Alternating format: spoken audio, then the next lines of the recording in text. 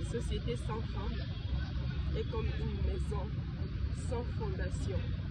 Peu importe la durabilité des bétons qu'on aura à construire, peu importe la forme, soit la beauté de la maison, ça finira toujours par s'écrouler. Pourquoi? Parce qu'on n'a pas respecté les normes de la construction.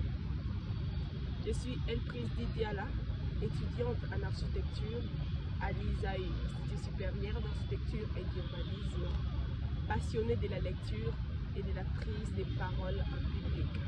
Aujourd'hui, je viens juste vous rappeler l'importance de la femme qui est souvent bannie, qui n'est pas souvent considérable. Je veux juste vous rappeler à quel point sans femme, on ne peut pas exister. Cette même femme qui accepte que tu te conçoives dans son ventre, qui peut décider de ta vie, soit de ta mort. C'est cette même femme qui, quand tu te conçois et quand tu grandis dans son ventre, peut encore décider si tu peux exister ou pas. Mais quand même, elle accepte de se sacrifier.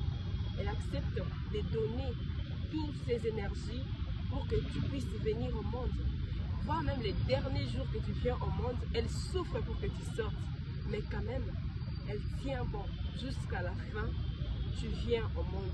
Et une fois si cette maman, cette femme, cette mère mourait, tu vas encore souffrir. Peut-être que tu ne vas pas aussi traîner au monde, tu vas repartir. Ça ne finit pas là, elle continue de prendre ta responsabilité jusqu'à ce que tu deviennes quelqu'un. Si aujourd'hui on a des grandes personnes, on a des grands titres dans la société, c'est parce qu'il y a quelqu'un qui a décidé de nous donner. Et pourquoi nous sommes les premières personnes, une fois avec la responsabilité de la loi, une fois à un certain niveau supérieur, on minimise les femmes, leur travail, leur capacité de tenir bon, pour travailler, pour faire toutes choses.